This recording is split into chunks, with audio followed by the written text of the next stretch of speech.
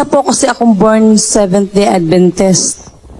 Bawal ho kasi sa amin kumain ng baboy.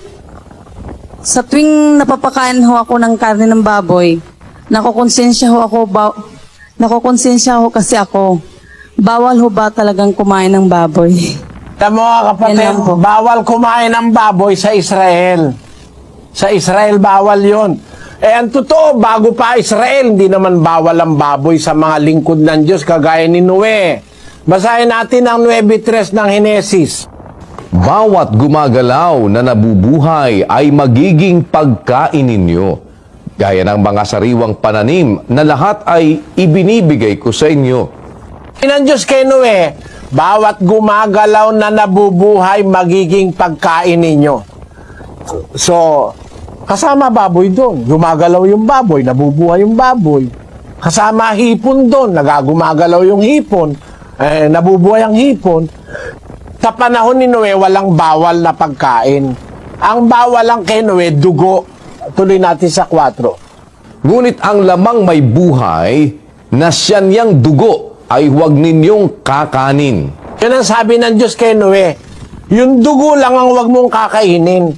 Pero bawat gumagalaw na nabubuhay, makakain ninyo. Ngayon, pagdating sa Israel, ipinagbawal talaga ng Diyos yung pagkain ng baboy. Bakit?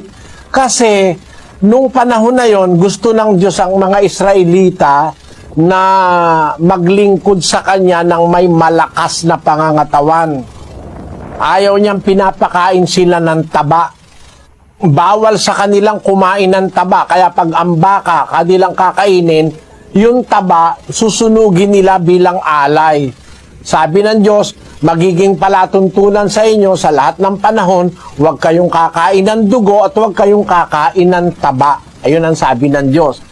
3:17 ng Levitico. Magiging palatuntunang palagi sa buong panahon ng inyong lahi, sa lahat ng inyong tahanan, na hindi kayo kakain ng taba ni dugo man. Ayan, bawal sa Israelita kumain ng dugo, kumain ng taba. Bakit inibinawal ng Diyos ang baboy? Kasi ang baboy, ang kanyang taba, nasa laman, nakapagitan. Lalo na yung liempo. Taba, laman, no? Kaya ipinagbawal na diretsahan ng Diyos yung baboy kasi magkakasalit yung taba at laman. Bawal ang taba para walang mahirap, bawal na yung baboy. Sa Israel. Pero pagdating ng panahong Kristiyano ng Panginoong Hesukristo, ano ang sabi ng Panginoong Hesukristo? Basahin natin ang Marcos 7:19. Sapagkat hindi pumapasok sa kanyang puso, kundi sa kanyang tiyan, at lumalabas sa dakong daanan ng dumi. Sa salitang ito'y nililinis niya ang lahat ng pagkain. Nung sabihin ni Kristo na hindi naman pumapasok sa puso yan, kundi sa tiyan, lumalabas din naman yan sa daanan ng dumi.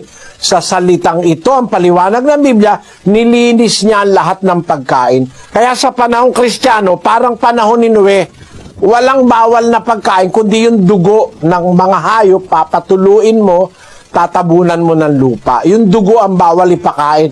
Mula kay Noe, sa Israel, at saka sa panahong Kristiyano, bawal yung dugo. Pero yung baboy, kahit na yan bayawak, pwedeng kainin. Sabi ni Pablo sa 4:4 ng unang Timoteo, Sapagkat ang bawat nilalang ng Diyos ay mabuti at walang anumang nararapat na itakwil kung tinatanggap na may pagpapasalamat. yun, lahat ng nilalang ng Diyos, mabuti, walang nararapat na itakwil. Halimbawa, dilis lang talaga ang ulam wala ka namang ibang ulam na makikita, tanggapin mong may pagpapasalamat. Halimbawa, bagoong lang, alamang lang ang ulam nung mahirap. Sa Badista, hindi ka pwedeng mahirap Bakit? Hindi ka pwedeng bumili ng baboy. Kailangan bilhin mo baka, kasi hindi bawal sa kanila yung baka. Ang mahal naman ng baka. Hindi ka rin pwedeng kumain ng bagoong. Kasi walang kaliskis. Walang palikpik. Yung hipon, bawal. Yung bagoong, bawal. Yung alamang, bawal. Pag mahirap ka, kuminsan yung alamang lang o yung bagoong lang, lalagyan mo ng konting talong, sibuyas, kamatis, bawang, luya. Ano na nga ba luto yun? Ha? Dinengdeng. Pwede na. Pagka ikaw ay mahirap. Sa Badista, bawal Kasi bawal ang bagoong, bawal ang hipon, etc. Sa panahon ni Kristo, yung mga pinagbabawal sa Israel, pinalitan na yon. 9 gis ng Ebreo. Palibhas ay palatuntunan lamang na ukol sa laman na iniatang hanggang sa panahon ng pagbabago, gaya ng mga pagkain at mga inumin at sari-saring paglilinis. Palibasa yung mga palatuntunan na yun sa Israel ay karnal, palatuntunan lamang na ayon sa laman. Iniatang hanggang sa panahon ng pagbabago. Kaya pagdating ni Kristo, binago na yun Kaya iba na ang utos ngayon, utos na ni Kristo, hindi na yung kautusan para sa matandang tipan. Hindi na bawal yun, kapatid. Ngayon, ang isa pang tanong mo, pagka dumating ba si Kristo, kasama niya ang Ama? Wala naman nakalagay doon na kasama ang Ama. Ibig sabihin, kakalagkarin niya yung Ama pag pupunta siya. Hindi ganon. 4:16 ng unang Tesalonika. Sapagkat ang Panginoon din ang bababang mula sa langit, na may isang sigaw, may tinig ng arkanghel at may pakakak ng Diyos. At ang nangamatay kay Kristo ay unang mga bubuhay na mag-uli. Sabi ni Pablo, ang Panginoon din ang bababang mula sa langit. May isang sigaw, may tinig ng arkanghel, at may pakakak ng Diyos. Si Kristo lang ang bababa, kapatid, para kuhanin o agawin yung mga maliligtas. At pagdating ni Kristo, may kasama siya. Sino kasama niya? Judas. Pakinggan mo, sabi ni San Judas Tadeo, 1:14.